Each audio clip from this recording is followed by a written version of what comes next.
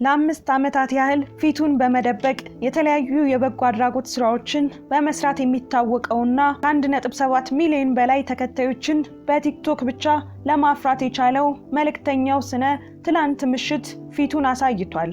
መልእክተኛው ከነዚህ ሁሉ ዓመታት በኋላ እንዴት ፊቱን ሊያሳይ ቻለ? ወደዚህ እጅግ በጣም ከባድ የሆነ ውሳኔ ወይንም ደግሞ የአቋም ለውጥ እንዲመጣ ያደረገው ከሰሞኑ የተፈጠረው አስደንጋጭ ነገርስ ምን ነበር? በቀጣይስ ምን ለማድረግ አስቧል የሚለውን በዛሬው ኢትዮ አዲስ ነገር ፕሮግራማችን የምንነግራችሁ ይሆናል። ሰላም የተወደዳችሁና የተከበራችሁ በተለያዩ የዓለም ክፍሎች ሆናችሁ ኢትዮ አዲስ ነገርን የምትከታተሉ ቤተሰቦቻችን እንደምን አላችሁ? በያላችሁበት ሰላማችሁ ይብዛ። አዳዲስ መረጃዎችን በፍጥነት ወደ እናንተ የሚያደርሰውን ቻናላችንን ሰብስክራይብ በማድረግ ቤተሰባችንን ተቀላቀሉ። ቪዲዮንም ላይክ አድርጉት። ከሰሞኑ በጎ በማድረግ ስራቸው የሚታወቁትን ባላደራውንና መልእክተኛውን የተመለከቱ የተለያዩ መረጃዎችን ስንመለከት ቆይተናል። እነዚህ መረጃዎች ደግሞ ባላደራው የበጎ አድራጎት ስራን ከዚህ በኋላ አልሰራም ብሎ ያልተጠበቀ ውሳኔን እንዲወስን ያደረጉት ነበሩ። ከዛም አልፎ ለ5 ዓመታት ፊቱን ሸፍኖ የነበረው መልእክተኛው ስነ እኔ ነኝ ብሎ ፊቱን እንዲያሳይ ያደረገውም ነገር ነበር። ለመሆኑ የተፈጠረው ምንድነው? ነገሩ እንዲህ ነው። አንድ አባት ባላደራው 260 ሺህ ብር አጭበረበረኝ በማለት ኢዮሃ ሚዲያ ላይ ይቀርባሉ። ምንም እንኳን እኚህ አባት ባላደራው አግኝቷቸው እንዲረዱና ብዙ ገንዘብ እንዲያገኙ ካደረገ በኋላ መልሶ ባጃጅ እንድንገዛሉት በሚል በተለያየ ጊዜ 260 ሺህ ብሩን እንደወሰደባቸው ለኢዮሃ ሚዲያ አዘጋጅ ዓለም ሰገድ ቢነግሩትም ቪዲዮአቸው ተጭኖ የተገኘው ግን መልእክተኛው ስነ የተሰኘው ከ1.7 ሚሊዮን በላይ ተከታዮች ባለው የቲክቶክ ገጽ ላይ ነበር። ታዲያ በዚህ ምክንያት በተነሳው ውዝግብ ብዙዎች ቆይ መልእክተኛው ስነና ባላደራው አንድ ናቸው እንዴ? ይሄን ሁሉ ጊዜ ሲያጭበረብሩን ነበር ማለት ነው?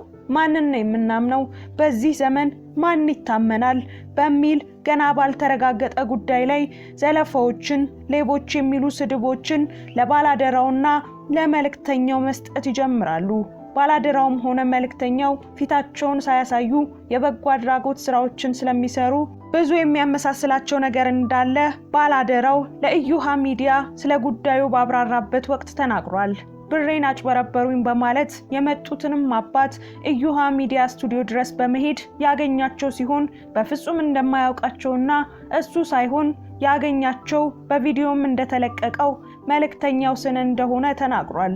በመጣበትም እውነቱ እንደሚወጣ ተስፋ እንደሚያደርግ ገልጾ 50 ሺህ ብር ሰጥቷቸዋል። ታዲያ ከዚህ በኋላ ነበር ያልተጠበቀ ውሳኔውን ባላደራው በይፋዊ የፌስቡክ ገጹ ያጋራው። ባላደራው እንዲህ ሲል አስደንጋጩን መልእክት አስተላልፏል። የባላደራው ወዳጆች የከበረ ሰላምታዬን ባላችሁበት ይድረሳችሁ። ከሁሉ አስቀድሜ እኔን ከሁላችሁም ትንሹን ሰው ይህንን ሁሉ እንዳገለግል እድሉን ስላገኘው እግዚአብሔርን አመሰግናለሁ። ሰሞኑን ኢዮሃ ሚዲያ ላይ አንድ አባታችን በተናገሩት ንግግርና ባያችሁት ቪዲዮ ግራ እንደተጋባችሁ አውቃለሁ። በዚህም ከሀገር ውስጥም ሆነ ከሀገር ውጭ ያላችሁ ብዙዎቻችሁ መልስ እንድሰጥበት ስትጠይቁኝ ነበር። ያው ባለፈው ኢዮሃ ሚዲያ ላይ ቀርቤ በሰጠሁት ቃለ መጠይቅና በተለቀቀው ቪዲዮ እናንተ ራሳችሁ ሙሉውን አይታችሁ እውነቱ ማን ጋር እንዳለ እንደተረዳችሁ ተስፋ አደርጋለሁ። በተደጋጋሚ እንደዚህ አይነት ስም የማጥፋት ነገሮች ሲፈጠሩ ማየት በእውነት በጣም ያማል። ተስፋም ያስቆርጣል። ልፋትን መና ያስቀራል፣ እምነትንም ይሸረሽራል። ሰው ባልሰራው ወንጀል ተከሶ ሌባ ተብሎ ቤተሰብ ወዳጅ አንገት ሲደፋ ማየት እንዴት ልብን ይሰብራል መሰላችሁ? ከዚህ በታች ያለውን ጽሑፍ ደግሞ እጅግ በጣም የተስፋ መቁረጥ ስሜት ውስጥ ሆኜ ነው የምጽፍላችሁ። ወዳጆቼ ከራሴ ጋር ብዙ አስቤ አውጥቼና አውርጄ ይህን ለማድረግ ወስኛለሁ። ስለሆነም በሀገር ውስጥም በውጭም ያሉ ልበቀና መልካም ሰዎች እርዳታ ለሚያስፈልጋቸው ሰዎች አድርስ ብለው ልከውኝ፣ ነገር ግን በስራ መደራረብና በግል ጉዳዮች መብዛት ምክንያት እስካሁን ያላደረስኳቸውን እጅ ላይ ያሉ በርካታ አድራዎችን እርዳታ ለሚያስፈልጋቸው ሰዎች አድርሼ እስከምጨርስ ድረስ ብቻ በእርዳታ ስራዎች ላይ የምሳተፍ መሆኑን እየገለጽኩ ዛሬ ከጥቅምት 25 2018 ቀን ጀምሮ ግን ምንም አይነት አደራ ወይም ለእርዳታ የሚውል ገንዘብ የማልቀበል መሆኑን ለማሳወቅ ወዳለው። እስካሁን በነበረን የረጅም ጊዜ ቆይታ ሳላውቅ በስህተት አውቄም በድፍረት ካስቀየምኳችሁ ወይም ካስከፋኋችሁ ከልቤ ይቅርታ ጠይቃለሁ። በእርዳታ ስራው ላይ ትልቅ ህልም ነበረኝ።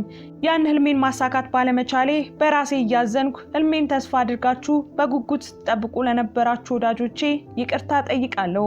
በመጨረሻም በዚህ ጉዳይ እስከዛሬ ድረስ የኔን ማንነትና ምንነቴን ሳታውቁ አምናችሁኝ ብቻ ገንዘባችሁን ለተቸገሩ ወገኖች ስትልኩ የነበራችሁ፣ ከጎኔ የሆናችሁ፣ አይዞህ በርታ ስትሉኝ የነበራችሁ፣ በእኔ እምነት ኖሯችሁ እሱ እንደዚህ አያደርግም ብላችሁ ስሜን ከሚያጠለሹ ሰዎች ጋርና ከህዝቡ ጋር የተሟገታችሁ፣ አልፎም ስለኔ በሚዲያ ወጣችሁ የመሰከራችሁ፣ በስልክና በመልእክትም መልካም ምኞታችሁንና ሐሳባችሁን ያጋራችሁኝ ሁላችሁንም እጅግ በጣም ከልብ አመሰግናለሁ።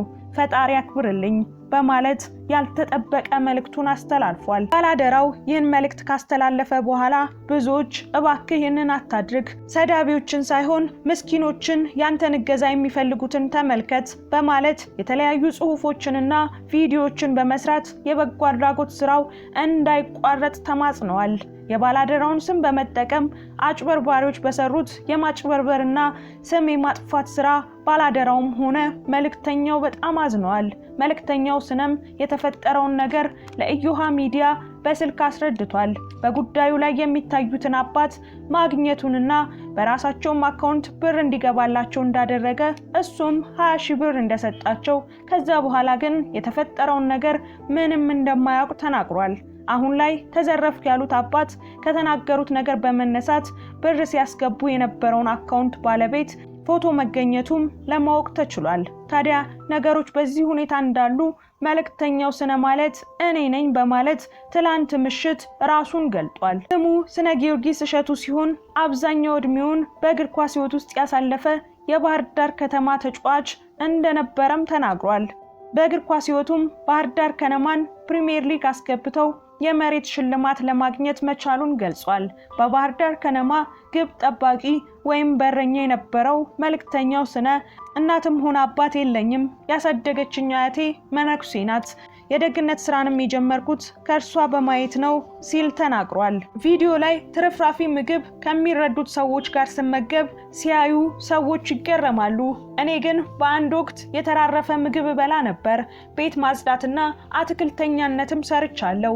ለ1 ዓመት ተኩልም 15 ብር እየተከፈለኝ የቀን ስራ ሰርቻለሁ ያለው መልእክተኛው ሰዎች የሚልኩለትን መልእክት ማድረስ ብቻ የሱ ስራ እንደሆነ ይገልጻል። ሐሳቡን እርሱ እንዳመጣውና በእርዳታ ስራው ብዙ ሰዎች ተሳትፈው ብዙ ተረጂዎች በሚሊዮን የሚቆጠር ብር እንደሚገባላቸው ተናግሯል። በዚህ የእርዳታ ስራ በብዛት የሚሳተፉት አረብ ሀገር ያሉ ሴቶች እንደሆኑ ገልጾ በደሞዝ ከርሱ ቢያንሱም የሚሰሩት የደግነት ስራ ግን እስካሁን የብዙ ሰዎችን ቤት እንዳንኳኳና ለነርሱ ያለውን ክብርና አድናቆት ገልጿል። መልእክተኛው ስነ ሰሞኑን ተጭበረበርኩ ብለው ወደ ሚዲያ ስለቀረቡት አባት ጉዳይ ሲናገርም በቪዲዮ እንደሚታየው እርሱ 20 ሺህ ብር ሰጥቷቸው እንደተለያዩና በመሃል በመግባት የማጭበርበር ስራ የሰራው ሰው ፎቶ በእጁ ላይ እንዳለ ለህግ እንዲቀርብም የማድረግ ስራ እንደሚሰራ ተናግሯል። ከባላደራው ጋር እንደሚተዋወቁ የገለጸው መልእክተኛው ባላደራው እሱን እንደ አራያ አድርጎ እንደጀመረና ባላደራው የሚለውን ስምም በጋራ እንዳወጡት ተናግረዋል። በተፈጠረውም ነገር ሁለታችንም እንደ ሰው ልባችን ተሰብሯል። አሁንም እዚህ ጋር ፊቴን በማሳየቴ የሚደርስብኝ ብዙ ተጽዕኖ ይኖራል። ቢሆንም ግን በፍጹም ስራውን አላቋርጥም። ይህን ስራ የምሰራው ለስጋዬ ሳይሆን ለነፍሴ ነው። የምተዳደርበትም የራሴ የሆነ የሞባይል መሸጫ ሱቅ አለኝ። እሱንም ግን በደሃ ብር ነው የከፈተው የሚሉ ቢኖሩም ሐቁን ፈጣሪ ያውቃል ብሏል።